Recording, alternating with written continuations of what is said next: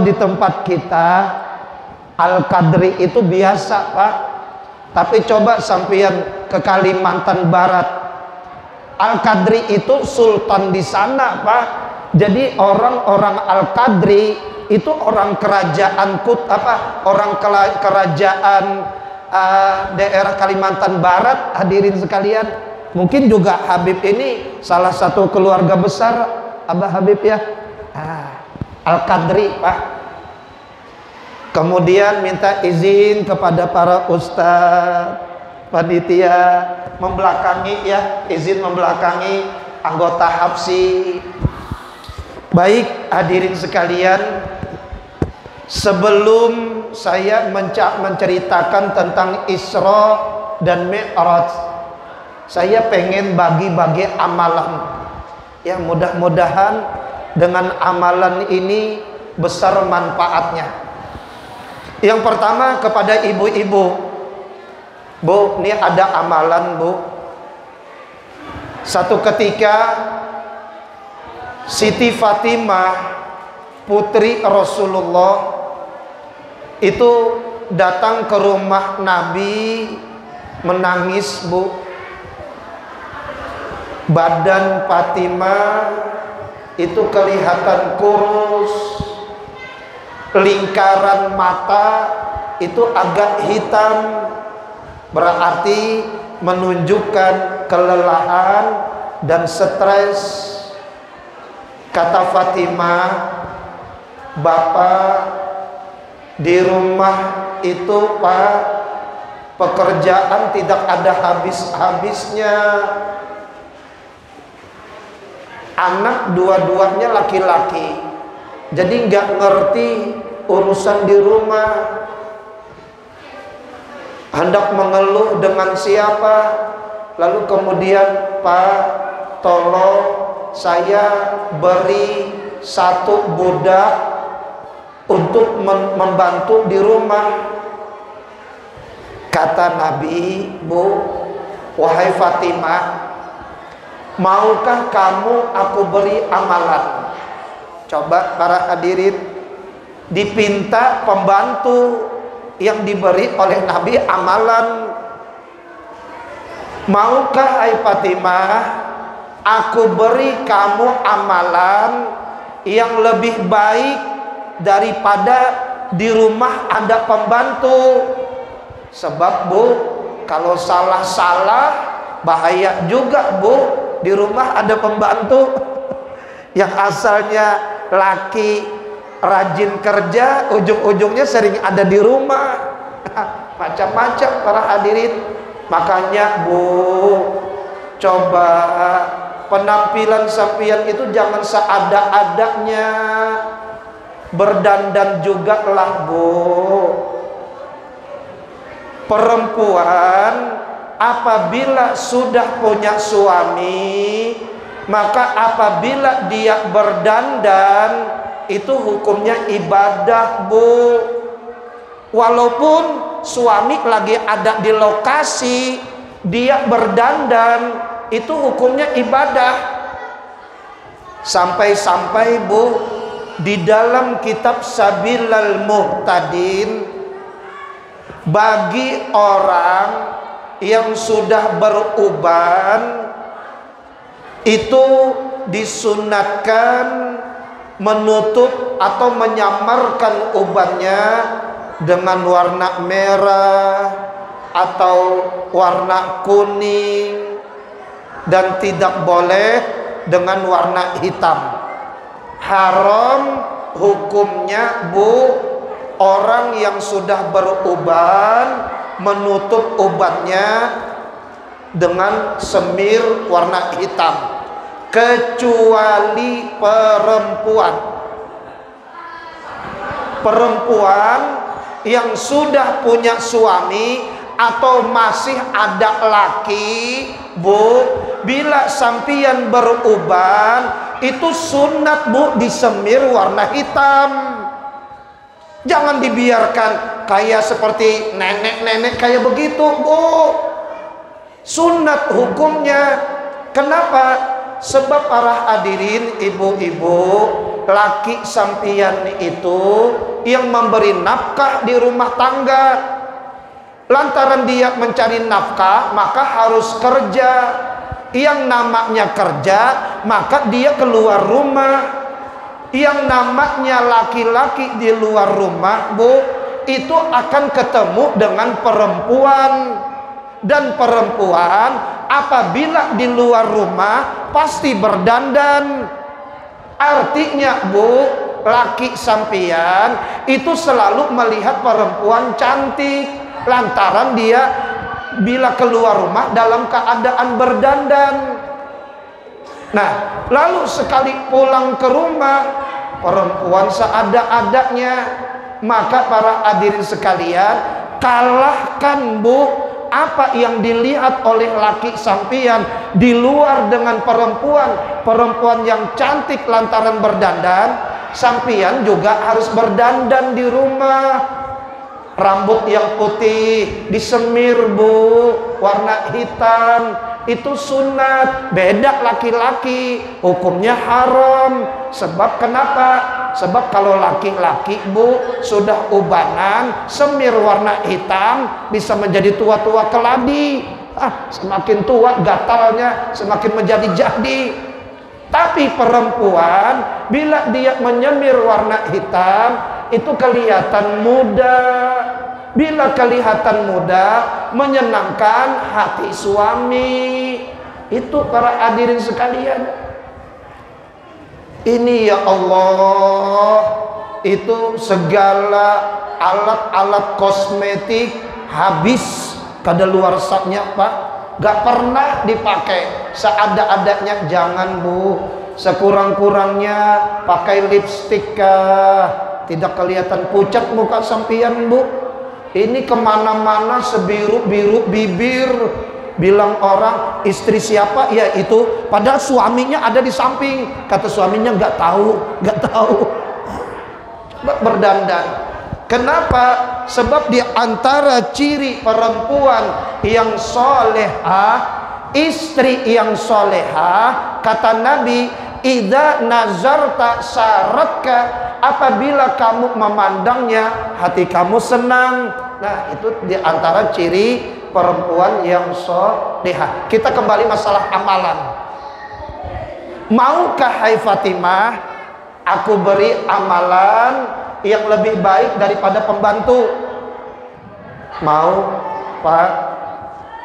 Bilang Nabi, hai Fatimah, amalkan. Bila hendak tidur, baca subhanallah 33 kali, alhamdulillah 33 kali, Allahu Akbar 33 kali. Mirip seperti wirid sembahyang. Ada beberapa bulan Nabi kita, Pak, tidak ketemu dengan Fatimah. Sekali ketemu dengan Fatimah, badan berisi, timbangan tambah, pipi cabik sudah, para hadirin sekalian. Bawaan kayak senang melulu. Bahkan Fatimah, Bu, pernah itu ditegur oleh suaminya. Hai Fatimah, kamu itu aku lihat selalu kerja, gak merasa capek kah hai Fatimah? Tidak lelahkah kamu hai Fatimah? Kata Fatimah, wahai suamiku, dulu bukan hanya capek, stres malahan, pekerjaan tidak ada habis-habisnya. Tapi sekarang stres itu sudah tidak ada lagi. Berganti hati yang senang, hati yang bahagia. Ada apa? Wah, kata Sayyidina Ali, semenjak aku diberi amalan oleh Bapak. Apa itu amalannya hai Fatimah? Bolehkah aku minta? Dikasih tahu oleh Fatimah, Bu, yaitu subhanallah 33, alhamdulillah 33, Allahu Akbar 33. Apa yang engkau rasakan hai Fatimah setelah mengamalkan amalan ini? Yang jelas, kata Fatimah, sebanyak apapun pekerjaan, hendak tidur baca itu, besok badan enak. Kemudian apa saja omongan orang, Itu tidak masuk ke hati. Orang ngomong yang tidak baik tuh nggak pernah masuk ke hati, sehingga bawaannya happy, bawaannya bahagia. Nah itu sudah Bu, amalkan sudah. Bila Anda tidur itu baca tadi, kadang-kadang Bu, belum lagi subhanallah 33 tertidur sudah orangnya. Enaknya para hadirin. Itu ibu-ibu. Sekarang bapak-bapak, Pak, ini ada sedikit amalan Pak, supaya hidup itu enak para hadirin sekalian. Nabi memberi amalan, siapa kata Nabi yang habis sembahyang Jumat membaca Fatihah 7 kali, Suratul Ikhlas 7 kali, Surah Al-Falaq 7 kali, Surah An-Nas 7 kali, lalu kemudian tutup dengan doa Allahumma ya Ghaniyyu ya Hamid ya Mubdi'u ya Mu'id ya Rahim ya Wadud ya Dzal Arsyil Majid ya Fa'alul lima yurid aghnina bihalalika an haramika wa aghnina bifadlika amman siwak.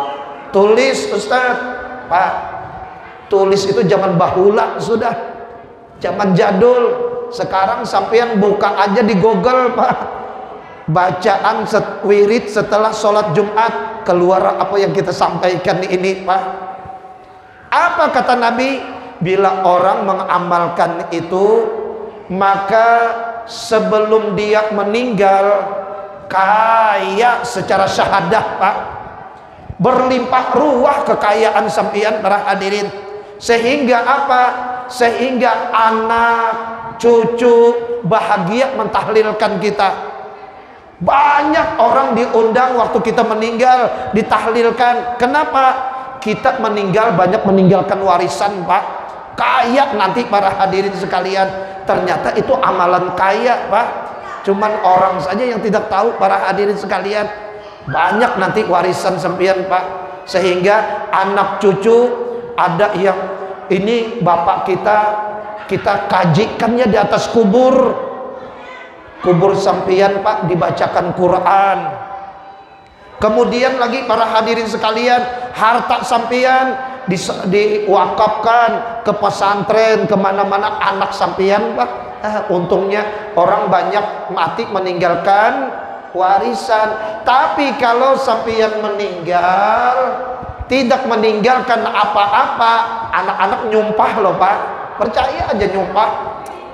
Sudah nggak ada apa-apa, mati lagi. Para hadirin sekalian, sehingga apa? Telepon, Kak, kapan nih tahlilan Bapak? Dah kita aja. Malas sudah para hadirin. Kenapa? Terhitung di dalam pikirannya biaya banyak nanti, banyak para hadirin. Sehingga apa? Jarang ada yang mendoakan sampean nanti Pak. Amalkan sudah para hadirin sekalian. Baik, kita akan bercerita tentang Isra dan Mi'raj. Supaya Isra dan Mi'raj kita tidak melebar, maka kita fokus mengambil hikmah tentang perjalanan Isra dan Mi'raj ini, yaitu tentang etika. Kita masalah etika Pak. Baik hadirin sekalian, kita mulai. Satu ketika malaikat Jibril alaihi salam datang bertamu ke rumah junjungan kita Rasulullah sallallahu alaihi wasallam. Kata malaikat Jibril, "Ya Rasulullah, ingatkah Tuhan waktu malam Isra dan Mi'raj Tuhan ada melihat kumpulan malaikat yang sangat banyak yang sedang berzikir?" Ingat hai malaikat Jibril, bahkan aku sempat berdoa, "Ya Allah, sukakan umatku supaya berzikir kayak malaikat." Kata malaikat Jibril, "Ya Rasulullah, seluruh malaikat yang berzikir itu dilaknat oleh Allah.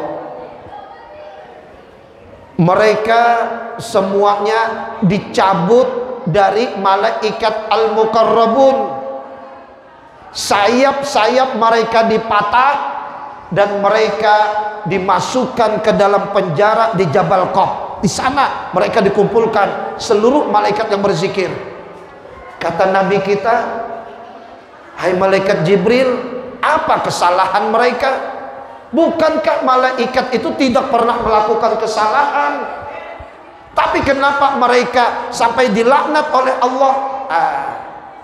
Kata malaikat Jibril, ya Rasulullah, benar malaikat itu hanya mengerjakan apa yang diperintah, tapi mereka punya akal, yang mana dengan akal itu bisa memahami sesuatu yang bagus.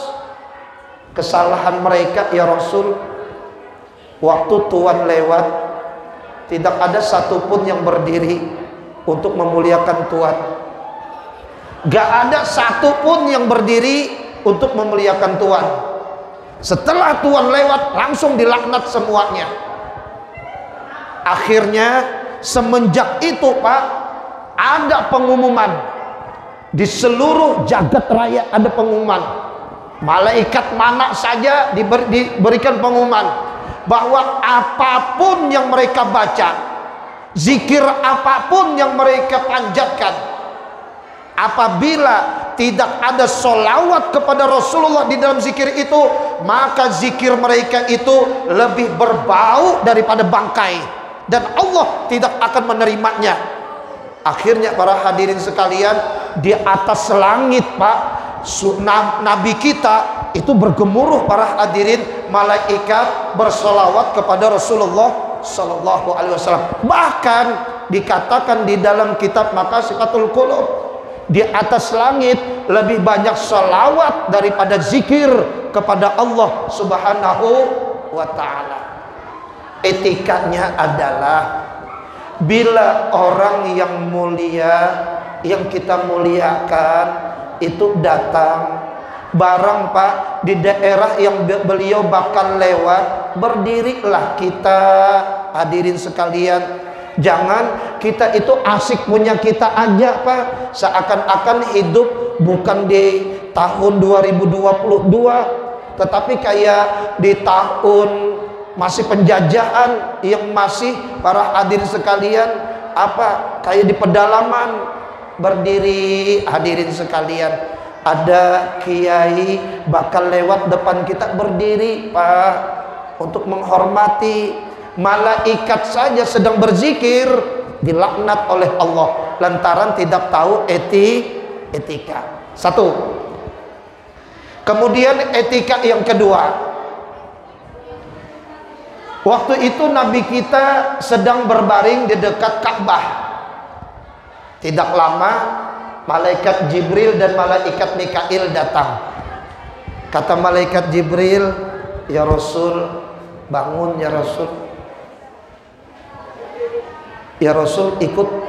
Lalu Nabi kita ikut. Ternyata Nabi kita dibawa ke dekat sumur Zam-Zam. Lalu kemudian di situ Nabi kita disuruh berbaring. Ternyata dada Nabi kita dibelah, hati diambil, lalu dibersihkan. Malaikat Mikail dari tadi datang membawa air Zam-Zam untuk membantu malaikat Jibril membersihkan hati Nabi kita. Etikanya apa Pak, Bu?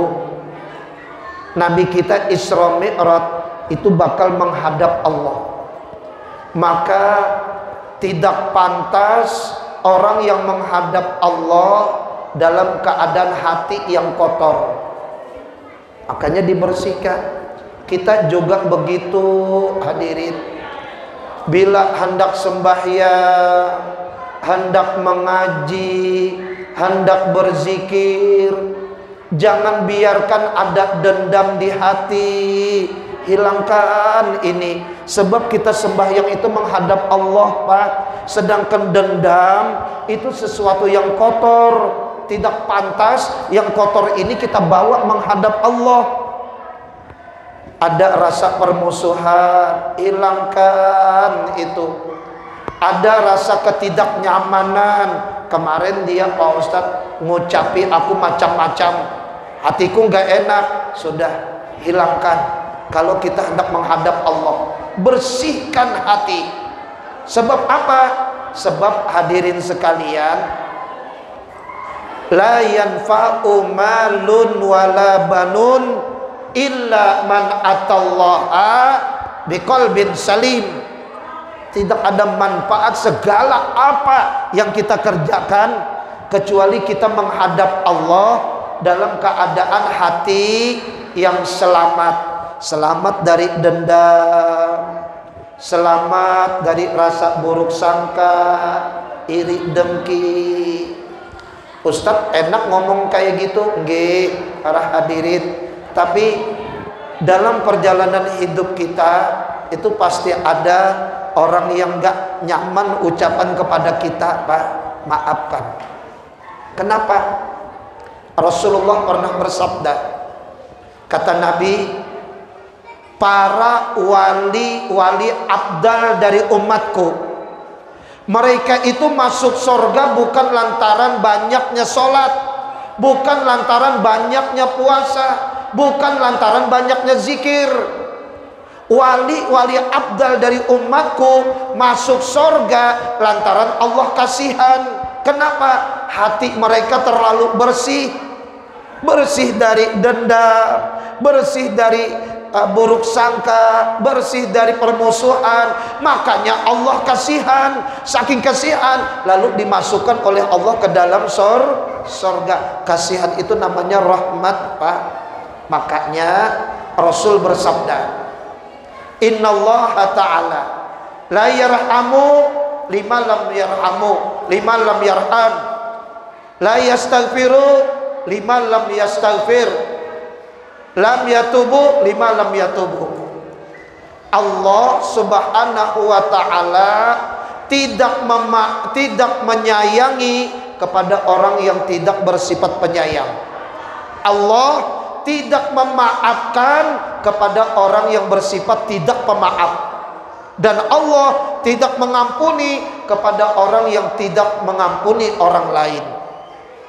Artinya, Pak, etikanya adalah bila kita mau ikhlas aja sudah semua. Tidak lain tuh perjalanan hidup kita ikhlaskan sudah. Berarti Allah maafkan segala dosa kita, Pak. Tapi kalau kita kuat menyimpan dendam, berat untuk memaafkan, sakit loh Pak Ustadz hatiku. Nggih, apapun Pak, tapi kesakitan hati sampean dibandingkan mereka menyakiti Nabi seujung kukunya enggak loh Pak. Nabi kita mau memaafkan.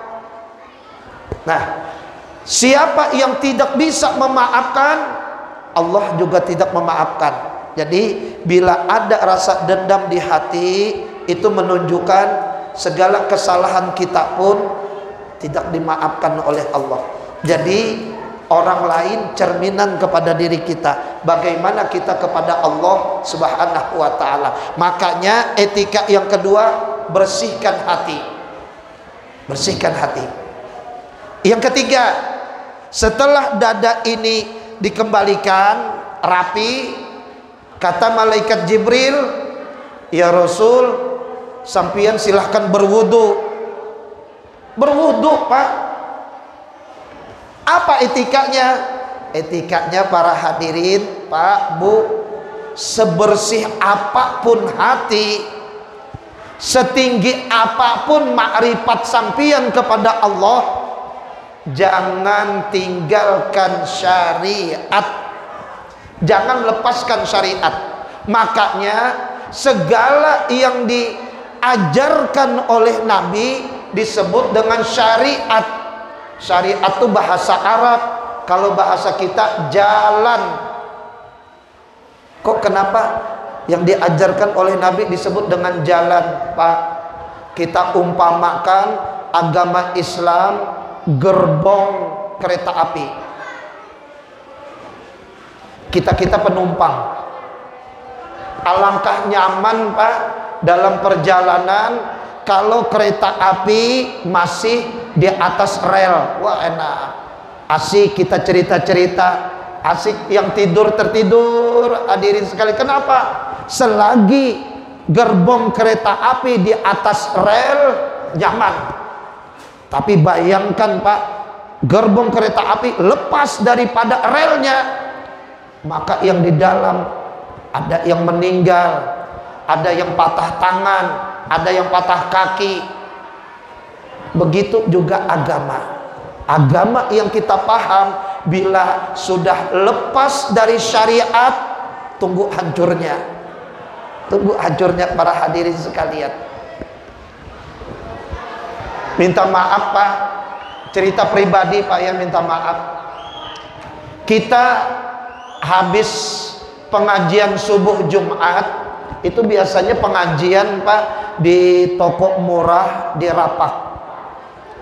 Tiba-tiba ada kakek-kakek datang bertamu, bilang kita silahkan kek, tapi jam 8 kurang 15 menit saya hendak mengisi pengajian kek ya.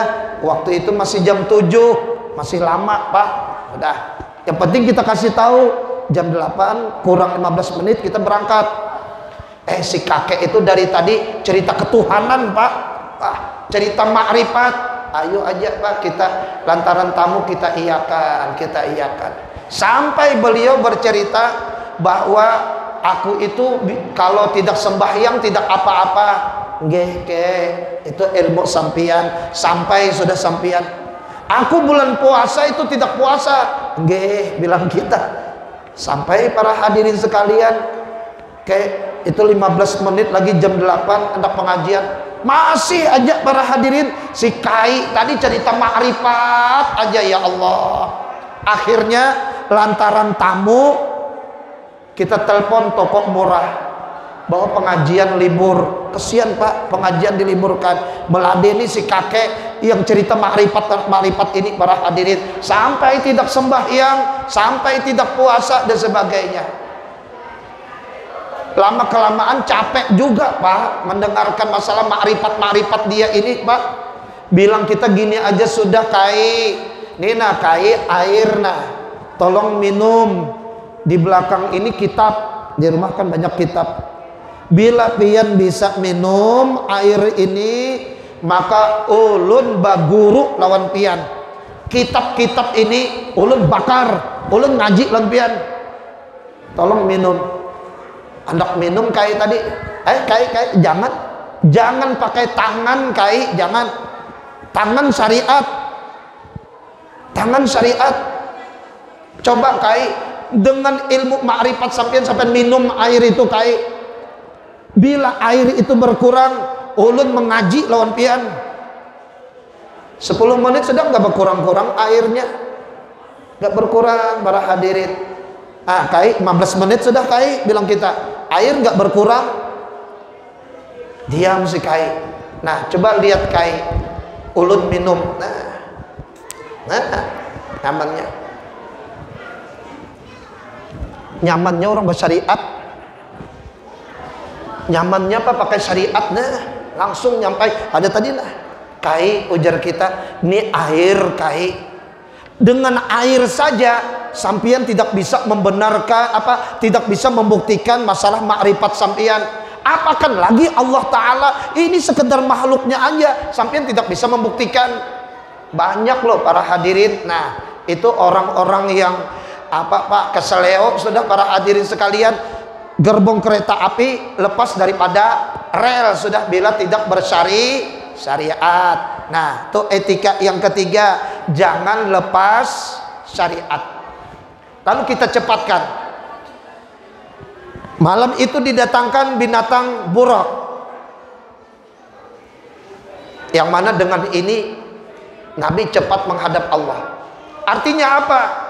Pak, Bu, kalau hendak cepat urusan ke sorga, Kalau hendak cepat urusan menghadap Allah, mesti pakai kendaraan. Ingat itu, mesti pakai kendaraan. Apa kendaraannya? Dunia. Artinya, jadikan dunia ini mazra'atul akhirah. Pak, nanti kita meninggal, rumah kita tuh bakal jadi warisan, Pak. Dijual oleh anak untuk dibagi warisannya.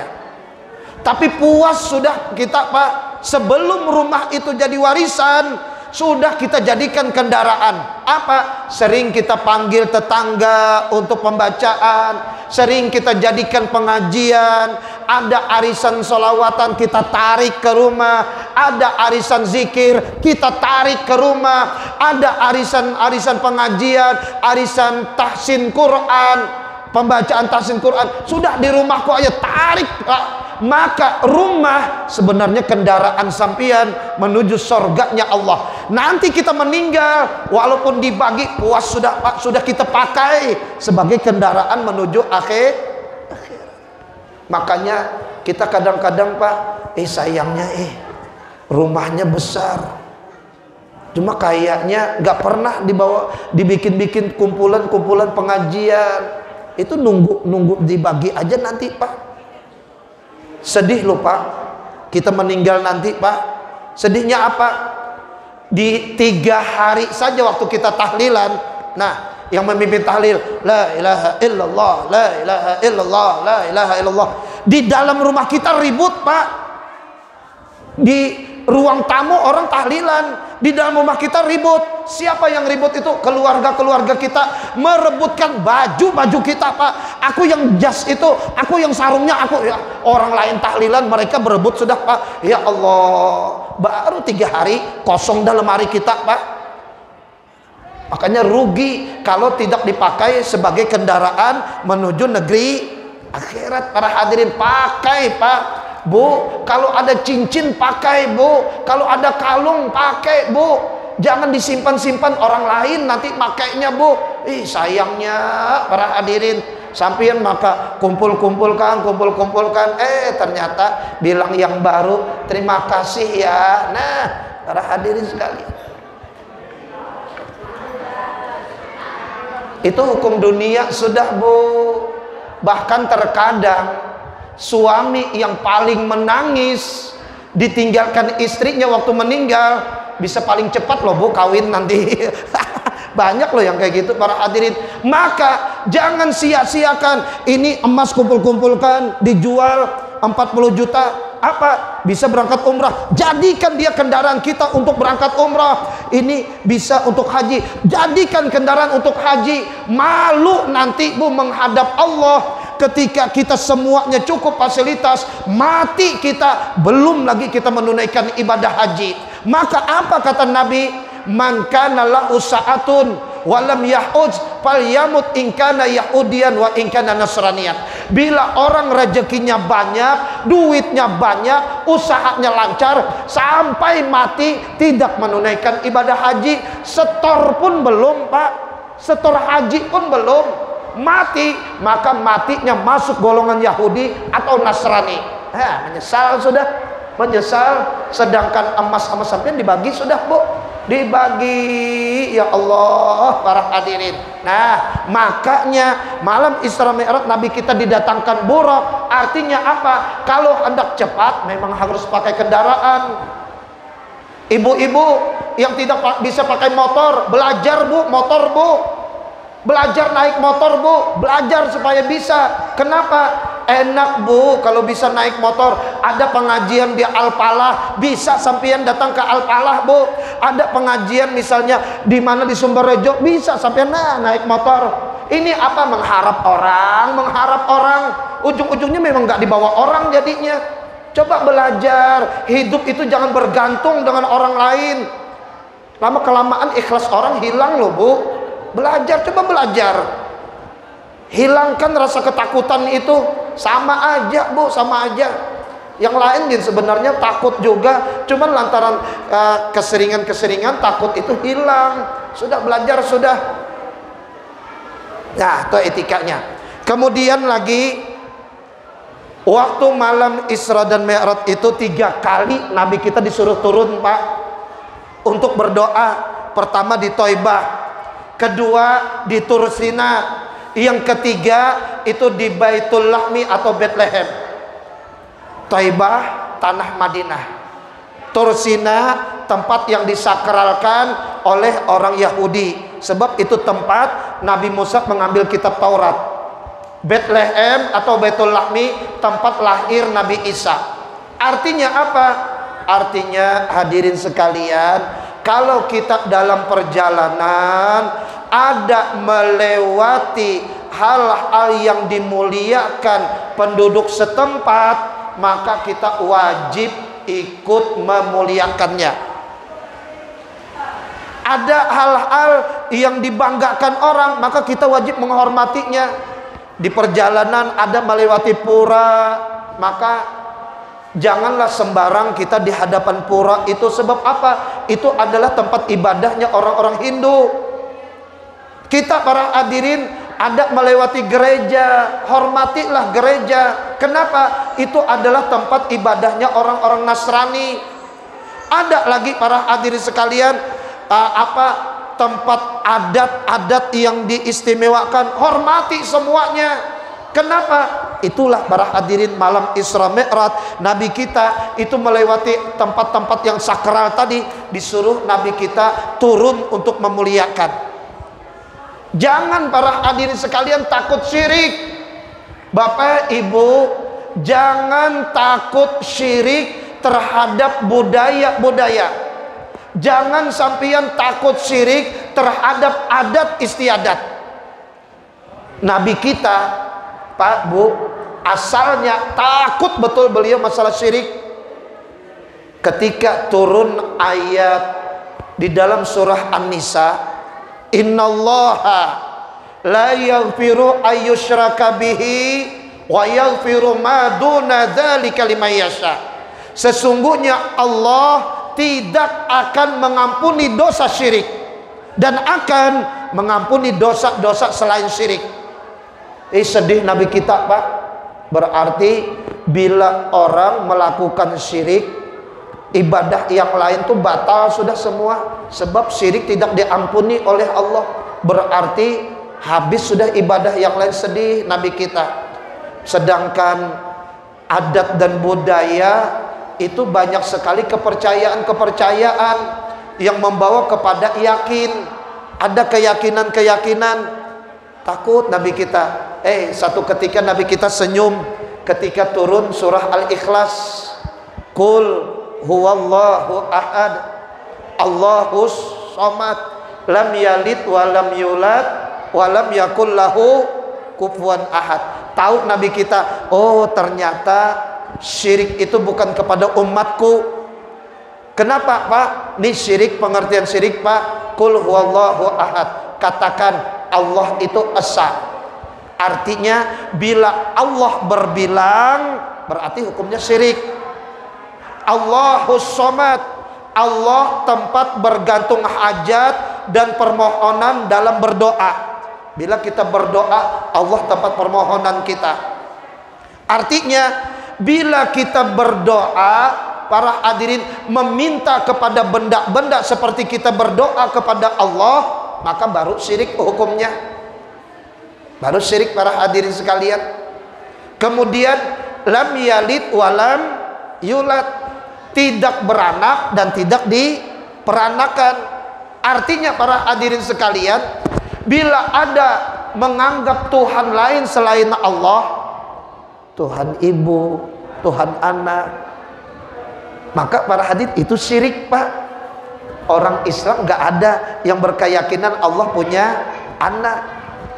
Orang Islam, Bu, nggak ada berkeyakinan Allah itu dilahirkan dan sebagainya. Kemudian walam yakul lahu kufuwan ahad, tidak ada satupun yang setara dengan Allah. Arti setara apa, Pak? Yaitu disembah. Artinya apa, Pak? Kalau sampeyan hanya sekedar meyakini, itu namanya tidak menyembah. Misalnya sampean ada punya jimat, Pak. Jimat ini loh Pak Ustadz, kalau pakai jimat ini aku kebal. Senjata apa saja itu tidak mempan. Kebal senjata. Lalu dengan membawa jimat ini merasa sampean selamat, maka itu tidak syirik, Pak. Yang syirik itu bila dia disetarakan dengan Allah, artinya dia dianggap Tuhan, baru syirik. Kalau hanya meyakini benda, tidak syirik hukumnya. Sebab para hadirin sekalian, kalau hanya kepada keyakinan hukumnya syirik, kita ini syirik semua loh Pak. Kata yang satu, aku padahal sudah makan kue, kenapa? Masih lapar perut. Kenapa? Pokoknya kalau belum makan nasi itu kenyangnya nggak lama. Nasi itu bikin kenyang lama, kuat kenyangnya. Yakin kan sampean itu Pak? Kalau hanya sebatas yakin syirik loh itu Pak jadinya Pak. Wah, gagah berjalan Pak. Gimana kakinya? Alhamdulillah sehat Pak Ustadz. Tuh nah, obatnya paten betul. 2 kali aja aku minum sembuh loh. Paten obatnya. Yakin di situ syirik sudah Pak. Ternyata bukan. Syirik itu menduakan Allah atau menyembah Tuhan selain Allah. Kalau hanya meyakini sesuatu, kita juga banyak Pak meyakini sesuatu. Dingin, tolong ambilkan selimut, aku dingin. Untuk apa? Sebab selimut bisa menghangatkan. Syirik jadinya. Hujan, payung, kenapa? Sebab dengan berpakai payung nggak kehujanan. Syirik jadinya. Syirik melulu jadinya Pak. Kalau hanya sebatas yakin atau kita yakini, itu syirik. Yang syirik itu walam yakul lahu kufuwan ahad, yaitu kita setarakan dengan Allah, kita sembah. Seperti orang Majusi menyembah matahari, matahari disetarakannya dengan Allah. Seperti para hadirin orang-orang yang menyembah api, nah api disetarakannya dengan Allah. Banyak juga orang-orang pedalaman yang menyembah kepada pohon, maka pohon disetarakan dengan Allah. Itu yang syirik Pak. Kalau sekedar meyakini itu nggak apa-apa Pak. Ketahuilah Pak, itu tasbih para ulama itu direbutkan loh Pak, mahal harganya. Kenapa? Meyakini ada barokahnya para hadirin. Itu nggak syirik Pak. Zaman sekarang ya Allah, syirik itu seperti obralan loh Pak. Ada gambar kiai di rumah, buang, syirik. Emang kita nyembah Pak? Pak, ketahuilah gambar kiai bila ada di rumah Bu, itu berkah. Kenapa? Sebab kiai itu membawa keberkahan. Rasulullah bersabda, an-nazru ila wajahil alim ibadah. Memandang wajah orang alim itu ibadah. Cuman masalahnya orang alim itu punya nadroh, punya wibawa, sehingga kita bisa memandang hanya waktu jauh. Bila dekat pasti kita menunduk, kita nunduk. Kapan bisa kita memandang potoknya? Nah, memandang potok. Memandang potok itu ibadah. Kenapa? Memandang wajah ulama. Berarti yang namanya ibadah itu ada berkahnya para hadirin. Jangan samakan gambar kiai dengan gambar artis. Kalau sampai mengatakan gambar artis itu syirik, ya kita nggak pusing Pak. Tapi kiai dikatakan syirik para hadirin. Lagian juga saya bingung juga Pak.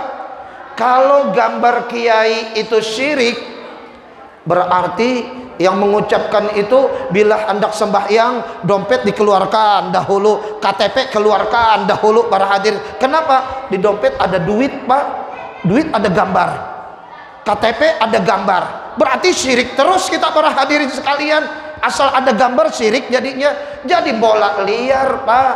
Jadi syirik itu menyembah selain Allah atau meyakini ada Tuhan selain Allah. Kalau hanya sekedar kita meyakini ada kekuatan yang bisa menyelamatkan kita, itu tidak apa-apa. Kenapa?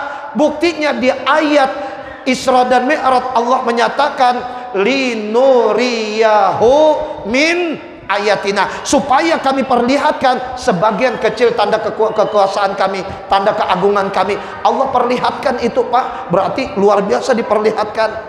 Nah, benda-benda tadi. Nah, lalu kemudian begini lagi, Pak, mengenai syirik, supaya kita jangan sedikit-sedikit diarahkan kepada syirik. Lalu ada budaya, ada pagelaran adat yang dia mengandung syirik. Misal, Pak, mengandung syirik. Lalu di pagelaran budaya itu kita diundang, maka gimana? Datang, Pak, wajib datang. Kok wajib datang, Pak Ustaz? Allah menyatakan, wa idza uyitum bi tahiyyatin fahayyu bi ahsana minha aw mislaha. Bila kamu dapat satu kehormatan, balas kehormatan itu dengan yang lebih baik atau yang seumpamanya. Datang, Pak. Pak, mendatang menghormati orang-orang yang sedang melakukan hal-hal yang berbau syirik. Kita tidak syirik, Pak. Kenapa? Kita tidak ikut di dalamnya. Kita hanya menghadiri saja. Kecuali kita ikut ritual-ritual itu, baru syirik, Pak. Ini ya Allah, para hadirin, sampai ayat Quran syirik katanya zaman sekarang, Pak. Rajahan-rajahan, jimat, cincin yang kadang-kadang itu ada angka-angka. Nah, itu kenapa Pak Ustaz angka? Gini, Pak, itu asalnya ayat-ayat Quran. Ayat Quran dibawa ke kamar mandi atau WC, hukumnya haram.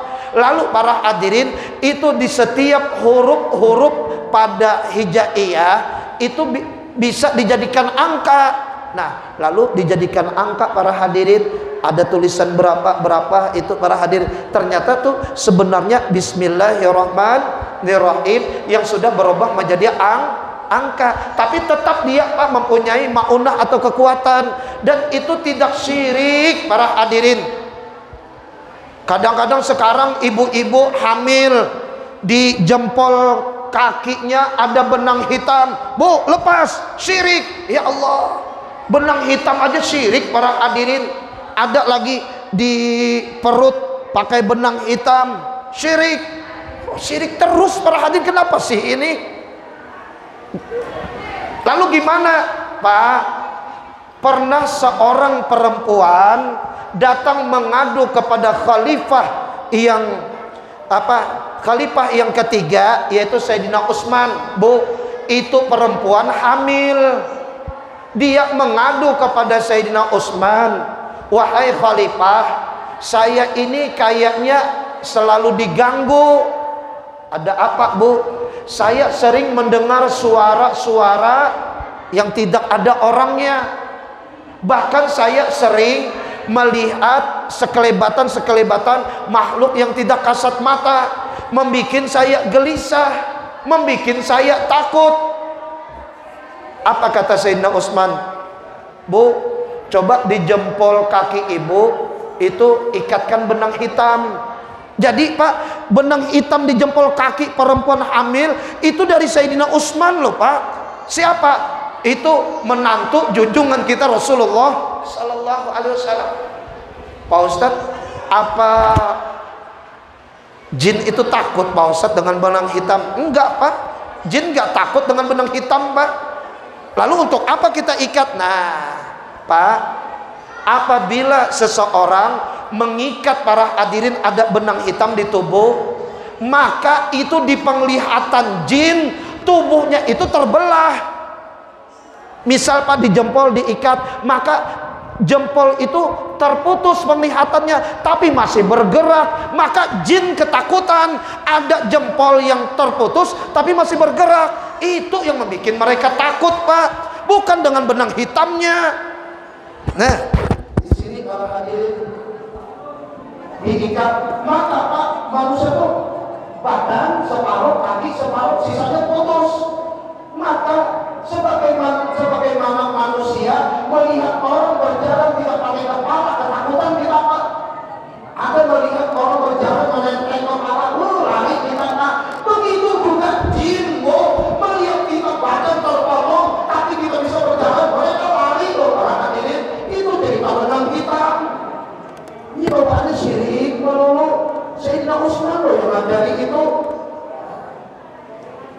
Jadi jangan lagi sampeyan itu para hadirin sekalian mau istilahnya selalu syirik. Syirik itu menyembah selain Allah. Bukan potok para hadirin sekalian, kecuali potok itu disembah. Gak ada orang menyembah potok, Pak. Tetapi untuk berkah. Apa benar alasan potok itu mengandung berkah? Kalau potok ulama itu mengandung berkah. Allah yang menyatakan hal yastawil ladzina la ya'lamuna wal ladzina la ya'lamun. Jangan kalian samakan kata Allah orang yang alim dengan orang yang tidak alim. Jangan kalian itu termasuk kubur para ulama. Itu kubur yang penuh dengan berkah. Makanya berziarah di kubur para ulama itu tabarukan, mencari berkah namanya. Yang tidak boleh itu menyembah kubur. Kubur itu disembah-sembah. Saya bercerita kubur Abah Habib, saya ingat waktu di Madinah, di depan kubur Nabi, assalatu wassalamu alaika ya Rasulullah, assalatu wassalamu alaika ya Habibullah. Saya angkat tangan kayak gini, Pak. Ada yang tegur, nggak boleh syirik, ya nggak boleh berdebat, Pak. Sudah kita turunkan tangan. Pas waktu makan, duduk sama-sama. Dia waktu makan, Allahumma barik lana. Syirik dong kita. Kenapa? Saya tadi angkat tangan depan kubur Nabi sambil katakan syirik. Sekarang sampai depan makanan malahan lebih parah. Nah, angkat tangannya lebih parah, syirik juga. Nah, kadang-kadang mereka mensyirikkan orang dirinya sendiri enggak, Pak. Kalau depan kubur Nabi para hadirin dikatakan syirik, lebih syirik lagi Allahumma. Depan kubur, depan makanan. Para hadirin ya Allah, cuma jangan berdebat aja para hadirin. Kesian Pak, anak-anak sampean yang terpengaruh ajaran-ajaran kayak begini. Bu, kasihan keluarga sampean yang terpengaruh ajaran ini. Kenapa para hadirin? Bila terpengaruh ajaran ini, Pak, hilang keakraban keluarga, hilang kebagusan bertetangga. Yang ada para hadirin sekalian apa? Saling tutup pintu, keluarga tidak berteguran. Tapi kenapa ya Pak Ustaz, banyak orang yang mengikuti pengajaran yang kayak begini? Ya jelas banyak lah, Pak. Kenapa jelas banyak? Begini, Pak, siapa sih di antara kita yang pengen salah, Pak? Bu, siapa sih di antara kita yang pengen masuk neraka, Bu? Gak ada di antara kita pengen masuk neraka. Lalu datang ajaran kayak begitu, jangan Isra Mi'raj, itu bid'ah, itu neraka. Gak berani kita Isra Mi'raj. Jangan melakukan ini, syirik, itu salah, gak berani. Sebab kita gak mau salah, ujung-ujungnya salah para hadirin sekalian. Ujung-ujungnya salah, Pak. Ya Allah ya Karim, para hadirin, kalau Isra Mi'raj tidak diperbolehkan, hapus saja surah Al-Isra ayat pertama itu, subhanalladzi asra bi 'abdihi, hilangkan aja udah para hadirin sekalian. Kalau para hadirin maulid itu tidak diperbolehkan, lalu sebenarnya kapan Nabi lahir? Kalau kita tidak diperbolehkan tidak di maulid, itu dia para hadirin. Nah, cuman Pak, orang muda kita banyak terpengaruh. Ini gak pernah dilakukan oleh Nabi, ini gak pernah dilakukan oleh Nabi. Kalau yang ini benar, kenapa orang dahulu tidak melakukannya? Saya tahu Pak, ucapan ini ucapan siapa? Kalau yang mereka lakukan benar, kenapa para sahabat tidak melakukannya? Kenapa para tabi'in tidak melakukannya? Saya tahu Pak, ini ucapan siapa ini? Ucapan para hadirin orang kufar Quraisy ketika banyak sudah mengikut Nabi kita, lalu mereka yang kufar Quraisy mengatakan, kalau Muhammad benar, kenapa kita tidak mengikuti? Kenapa ucapan itu sekarang diikuti? Itu para hadirin itu ucapan kufar Quraisy loh. Para hadirin sekalian, bukan ucapan sahabat, bukan ucapan tabi'in. Nah, selebihnya hadirin sekalian, Allah hadiahkan kepada kita sholat 5 waktu dalam sehari semalam, yang mana ini hanya khusus kepada umat junjungan kita Rasulullah Sallallahu Alaihi Wasallam. Mudah-mudahan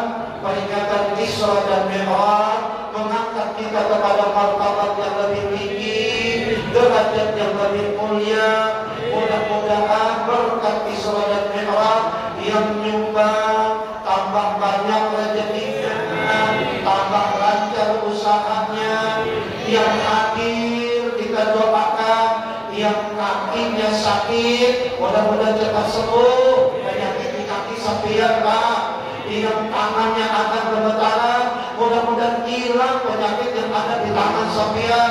Bu, sampean yang terkena penyakit kista, mudah-mudahan berkat sampean hadir di acara Isra Mi'raj, hilang penyakit kista sampean, sehingga setiap datang bulan tidak pernah lagi merasakan sakit. Kalau hadirin dia belum dapat jodoh, mudah-mudahan cepat ketemu jodohnya berkat Isra Mi'raj pada malam ini. Selebihnya kita minta doa kepada ayah anda Abi Muhtar bin Abu Bakar Al-Qadri. Wabillahi taufiq wal hidayah. Wassalamu alaikum